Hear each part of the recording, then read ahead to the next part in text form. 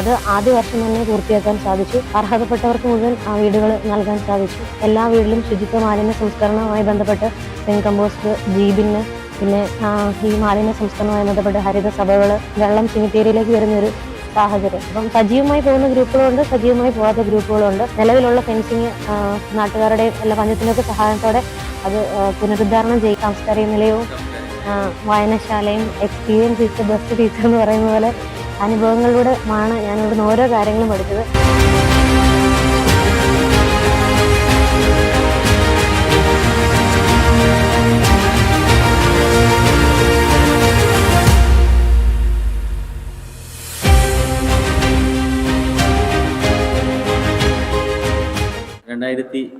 മുതൽ 25 വരെ 5 വർഷക്കാലം ഉദയഗിരി ഗ്രാമപഞ്ചായത്തിന്റെ 3-ാം വാർഡ് മെമ്പറായിട്ട് പ്രവർത്തിക്കുകയാണ്. എന്തൊക്കെ വികസന കാര്യങ്ങൾ ചെയ്തു തീർക്കാൻ ഈ കാലയളവിൽ സാധിച്ചിട്ടുണ്ട്? ഏറ്റവും പ്രധാനപ്പെട്ട വികസനം എന്ന് പറയുന്നത് 3-ാം വാർഡിൽ പൊതുവായിട്ടൊരു യോഗം കൂടാനോ ഒരു ഗ്രാമസഭ നടത്താനോ ഒരു സ്ഥലമില്ലായിരുന്നു. ഗ്രാമപഞ്ചായത്തിന്റെ സഹായത്തോടെയും ബഹുമാനപ്പെട്ട ശിവദാസൻ എംപിയുടെ സഹായത്തോടെ അവിടെ ഒരു സാംസ്കാരിക നിലയം പണി ചെയ്തു തീർക്കാൻ സാധിച്ചു. അതുപോലെ തന്നെ വായനശാലയ്ക്ക് സ്വന്തമായിട്ടൊരു കെട്ടിടമില്ലായിരുന്നു. ഈ സാംസ്കാരിക നിലയത്തോടൊപ്പം തന്നെ പ്രതിഭ വായനശാല പ്രവർത്തിക്കാൻ സാധിച്ചു. അതിൻ്റെ പ്രവർത്തനങ്ങൾ നല്ല രീതിയിൽ നടക്കുന്നു. അതൊരു വലിയ നേട്ടം തന്നെയായിട്ട് ഞാൻ കരുതുന്നു. അതുപോലെ തന്നെ അരിവളഞ്ഞിലൊരു മിനി സ്റ്റേഡിയം ഉണ്ട്. അവിടെ ഒരു ഷട്ടിൽ കോർട്ട് നിർമ്മാണം, ആദ്യം ഒരു 5 ലക്ഷം രൂപയുടെ പ്രവർത്തനങ്ങൾ, അതിൻ്റെ ബേസ് കഴിഞ്ഞു. ഈ ബാക്കിയുള്ള പ്രവർത്തനങ്ങൾ നടന്നുകൊണ്ടിരിക്കുന്നു. റോഡുകളൊക്കെ എത്രത്തോളം ഭംഗിയായിട്ട് ഈ 5 വർഷത്തെ കാലയളവിൽ ചെയ്യാൻ പറ്റിയിട്ടുണ്ട്? റോഡുകൾ ഞാൻ അധികാരത്തിൽ കയറിയ വർഷം മടമ്പടി അരിവളഞ്ഞൂൽ റോഡ് ടാറിങ് പൂർത്തിയാകേണ്ട ഒരു റോഡായിരുന്നു. അത് ആദ്യ വർഷം തന്നെ പൂർത്തിയാക്കാൻ സാധിച്ചു. പിന്നീട് അങ്ങോട്ടുള്ള എല്ലാ റോഡുകളും നവീകരണ പ്രവർത്തനങ്ങൾ, വാർഡിലെ എല്ലാ റോഡുകളും നവീകരണ പ്രവർത്തനങ്ങൾ ചെയ്യാൻ സാധിച്ചു. പിന്നെ 7ഓളം റോഡ് പുതിയതായിട്ട് ഏറ്റെടുക്കാൻ സാധിച്ചു. തൊഴിലുറപ്പിൽ അതിന് ഫണ്ടും വെക്കാൻ എല്ലാത്തിനും അല്ല, 2 റോഡുകൾക്ക് ഫണ്ട് വെക്കാനും സാധിച്ചു.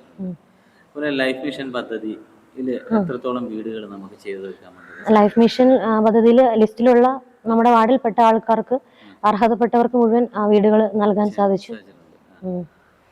പിന്നെ ഇത് ഒരു ശുചിത്വ ഗ്രാമമാണ്. നെറ്റ് സീറോ കാർബൺ പ്രോജക്റ്റിൽ പെട്ടിരിക്കുന്ന ഒരു പഞ്ചായത്താണ്. എന്തൊക്കെ കാര്യങ്ങൾ പഞ്ചായത്തിന് വാർഡ് തലത്തിൽ നമുക്ക് ചെയ്യാൻ സാധിച്ചിട്ടുണ്ട് ശുചിത്വമായിട്ട് ബന്ധപ്പെട്ട്? വാർഡ് തലത്തിൽ 3-ാം വാർഡ് ഒരു ഹരിത ഗ്രാമമായിട്ട് തിരഞ്ഞെടുക്കപ്പെട്ട വാർഡായിരുന്നു. അതുകൊണ്ട് തന്നെ എല്ലാ വീട്ടിലും ശുചിത്വ മാലിന്യ സംസ്കരണവുമായി ബന്ധപ്പെട്ട് റിംഗ് കമ്പോസ്റ്റ്, ജീബിന്, പിന്നെ ഈ മാലിന്യ സംസ്കരണവുമായി ബന്ധപ്പെട്ട് ഹരിത സഭകൾ, പിന്നെ അയൽക്കൂട്ട തലത്തിൽ വീടുകൾ വെള്ളം കെട്ടി നിൽക്കുന്ന സംബന്ധിച്ചൊക്കെ സന്ദർശനങ്ങൾ അങ്ങനെയൊക്കെ നടത്താൻ സാധിച്ചു. അതുപോലെ തന്നെ ഈ കുടുംബശ്രീയുടെ പ്രവർത്തനങ്ങൾ വാർഡ് തലത്തിൽ എത്രത്തോളം ഭംഗിയായിട്ട് പോകുന്നത്? കുടുംബശ്രീ പൊതുവെ പഞ്ചായത്തുമായിട്ട് ഒരു സംവിധാനമാണ്. കുടുംബശ്രീ ഞാൻ അധികാരത്തിൽ എത്തുന്ന സമയത്ത് 13 കുടുംബശ്രീ ആയിരുന്നു ഉണ്ടായിരുന്നത്. പിന്നീട് അതിപ്പോ 17 കുടുംബശ്രീ ആയിട്ട് ഉയർന്നിട്ടുണ്ട്. അപ്പം അതിന്റെ കുടുംബശ്രീയുടെ നേതൃത്വത്തിൽ ഒരു ഹോട്ടൽ അരിവളഞ്ഞുവയിൽ, ഒരു വനിതയുടെ നേതൃത്വത്തിൽ ഒരു ഹോട്ടൽ നേരത്തെ തൊട്ടുണ്ട്. അതിപ്പം നല്ല രീതിയിൽ കെട്ടിടമൊക്കെ ആയി പ്രവർത്തിക്കുന്നുണ്ട്. സംരംഭങ്ങളായിട്ട് അതേ ഉള്ളൂ. പിന്നെ മറ്റു സംരംഭങ്ങൾ അതിന്റെ കീഴിൽ വന്നിട്ടില്ല. അതുപോലെ തൊഴിലുറപ്പ് പദ്ധതിയുടെ എത്രത്തോളം ആളുകൾ സജീവ സാന്നിധ്യമുണ്ട്, അത് എത്രത്തോളം ഭംഗിയായിട്ട് പോകുന്നുണ്ട്?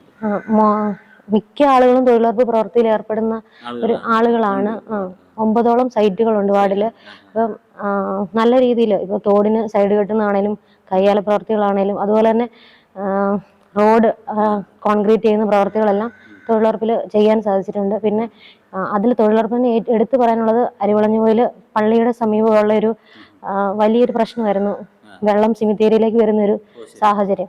അവിടെ ഒരു കോൺക്രീറ്റ് കാന നിർമ്മിക്കാൻ സാധിച്ചു. അതെല്ലാം തൊഴിലുറപ്പ് അതിൽ ഉൾപ്പെടുത്തി ചെയ്യുന്നതാണ്. ആരോഗ്യ മേഖലയിലെ പ്രവർത്തനങ്ങൾ എത്രത്തോളം ഭംഗിയായിട്ട് പഞ്ചായത്തിൽ എന്തൊക്കെ കാര്യങ്ങൾ ചെയ്യുന്നുണ്ട്? ആരോഗ്യ മേഖലയിൽ ഇപ്പം എല്ലാ മാസത്തിൽ 2 തവണ അവിടെയുള്ള അംഗനവാടികളിൽ, അതുപോലെ തന്നെ അരിവളഞ്ഞൂൽ സാംസ്കാരിക നിലയത്തിലൊക്കെ വെച്ച് NCD ക്ലിനിക്കുകൾ മറ്റേ സിസ്റ്റേഴ്സ് ഹെൽത്തിന്റെ ഒക്കെ നേതൃത്വത്തിൽ നടക്കുന്നുണ്ട്. മറ്റ് വയോജനങ്ങൾക്ക് വേണ്ടി പ്രത്യേക ക്യാമ്പുകളൊക്കെ സംഘടിപ്പിക്കുന്നുണ്ട് ആരോഗ്യ മേഖലയിൽ. ഇതൊരു പിന്നെ വയോജന സൗഹൃദ പഞ്ചായത്ത്. അതുമായി ബന്ധപ്പെട്ട് എന്തൊക്കെ കാര്യങ്ങൾ വാർഡിൽ നമുക്ക് ചെയ്യാൻ സാധിച്ചിട്ടുണ്ട്? വയോജന സൗഹൃദ പഞ്ചായത്ത് ആകുന്നതിന്റെ ഭാഗമായിട്ട് ഓരോ മേഖലയിലും വാർഡിലെ 6 ക്ലസ്റ്ററുകളായി തിരിച്ച് അവിടെ എല്ലാം വയോജന അയൽക്കൂട്ടങ്ങൾ ഫോം ചെയ്തു. ആ അയൽക്കൂട്ടങ്ങളുടെ നേതൃത്വത്തിൽ മാസത്തിലൊരിക്കൽ അവർ യോഗങ്ങൾ ചേർന്ന് അവർ ചില ഗ്രൂപ്പുകാർ അവരുടെ വിനോദയാത്ര വരെ പ്ലാൻ ചെയ്ത് അങ്ങനെ ആ രീതിയിലോട്ട് ചെയ്തിട്ടുണ്ട്. അപ്പം സജീവമായി പോകുന്ന ഗ്രൂപ്പുകളുണ്ട്, സജീവമായി പോകാത്ത ഗ്രൂപ്പുകളുണ്ട്. എന്നിരുന്നാലും മൊത്തത്തിൽ അതൊരു ആക്റ്റീവായിട്ട് പോകുന്ന ഒരു ഇത് തന്നെയാണുള്ളത്. പൊതുവെ ഇതൊരു കാർഷിക മേഖലയാണ്. കാർഷിക മേഖലയിൽ ഒരുപാട് പ്രതിസന്ധികൾ ഇപ്പോൾ കർഷകർ അഭിമുഖീകരിച്ചുകൊണ്ടിരിക്കുന്നുണ്ട്. എന്തൊക്കെ കാര്യങ്ങൾ നമുക്ക് വാർഡ് തലത്തിൽ പഞ്ചായത്തിൽ നിന്ന് ചെയ്തു കൊടുക്കാൻ സാധിച്ചിട്ടുണ്ട്? കൃഷിയും മൃഗസംരക്ഷണവും ഒക്കെ ആയിട്ട് ബന്ധപ്പെട്ട കാര്യങ്ങൾ ചെയ്യാൻ പറ്റും. കാർഷിക മേഖലയുമായി ബന്ധപ്പെട്ട് പൊതുവായിട്ട് പഞ്ചായത്തിൽ ചെയ്യുന്ന പോലെ തന്നെ തെങ്ങ് മുറിച്ചു മാറ്റുന്ന പദ്ധതികൾ, പിന്നെ ജൈവവളം അങ്ങനെയൊക്കെ കൊടുക്കുന്നതിനോട് കേരഗ്രാമം പദ്ധതിയിൽ, അതുപോലെ തന്നെ ഈ എൻ്റെ വാർഡ് ഒരു വനാതിർത്തി പങ്കിടുന്ന ഒരു വാർഡാണ്. അവിടെ ഇപ്പം ഹാങ്ങിങ് ഫെൻസിങ് വരുന്നതിന് മുമ്പ് തന്നെ മറ്റേ നിലവിലുള്ള ഫെൻസിങ് നാട്ടുകാരുടെയും എല്ലാ പഞ്ചായത്തിൻ്റെ ഒക്കെ സഹായത്തോടെ അത് പുനരുദ്ധാരണം ചെയ്യാൻ സാധിച്ചിട്ടുണ്ട്. പിന്നെ മൃഗസംരക്ഷണ മേഖലയിലാണെങ്കിലും ഈ ഹരിതഗ്രാമത്തിൽ ഉൾപ്പെടുത്തി 70ഓളം വീട്ടുകാർക്ക് ആടിനെ കൊടുക്കാൻ പറ്റി. പിന്നെ അല്ലാതെ പഞ്ചായത്തിന്റെ പദ്ധതിയിൽ ഉൾപ്പെടുത്തി പശുവിനെ, ആടിനെ, കോഴികളെ സബ്സിഡികൾ ക്ഷീരഗ്രാമം പദ്ധതിയിൽ ഉൾപ്പെടുത്തി സബ്സിഡികൾ കൊടുക്കാൻ സാധിച്ചിട്ടുണ്ട്. എടുത്തു പറയാൻ പറ്റുന്ന മറ്റെന്തെങ്കിലും വികസന കാര്യങ്ങൾ?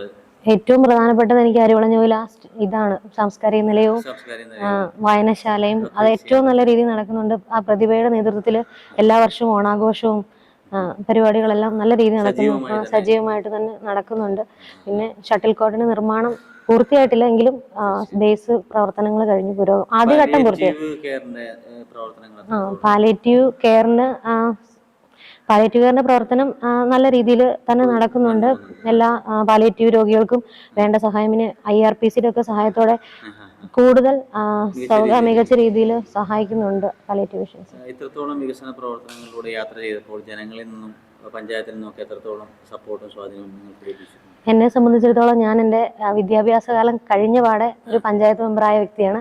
അപ്പം experience is the best teacher എന്ന് പറയുന്ന പോലെ അനുഭവങ്ങളിലൂടെ ആണ് ഞാൻ ഇവിടുന്ന് ഓരോ കാര്യങ്ങളും പഠിച്ചത്. പ്രത്യേകിച്ച് എൻ്റെ കൂടെയുള്ള ഭരണസമിതി അംഗങ്ങൾ, അവരുടെ സപ്പോർട്ട്, പിന്നെ എൻ്റെ പേരൻസ്, അതുപോലെ തന്നെ എൻ്റെ കൂടെ നിൽക്കുന്ന എൻ്റെ വാർഡിലെ ജനങ്ങൾ, ഒത്തിരിയേറെ ആളുകൾ, പിന്നെ കുടുംബശ്രീ തൊഴിലുറപ്പ് മേറ്റുമാരെ, കുടുംബശ്രീ ADS പ്രവർത്തകർ, എല്ലാവരുടെയും സപ്പോർട്ടോടെ വളരെ നല്ല രീതിയിൽ തന്നെ പോകാൻ സാധിച്ചു എന്നാണ് ഞാൻ മനസ്സിലാക്കുന്നത്. ഏകദേശം 5 വർഷക്കാലത്തോളം ഈ വാർഡിന്റെ മെമ്പറായി പ്രവർത്തിച്ചിട്ട് പഞ്ചായത്തിന്റെ വികസന പ്രവർത്തനങ്ങളെ ശക്തമായ രീതിയിൽ വാർഡിലേക്ക് നടത്തി വിജയിപ്പിക്കുവാൻ സാധിച്ച അങ്ങേക്ക് എല്ലാവിധ അഭിനന്ദനങ്ങളും. നന്ദി, നമസ്കാരം. Thank you.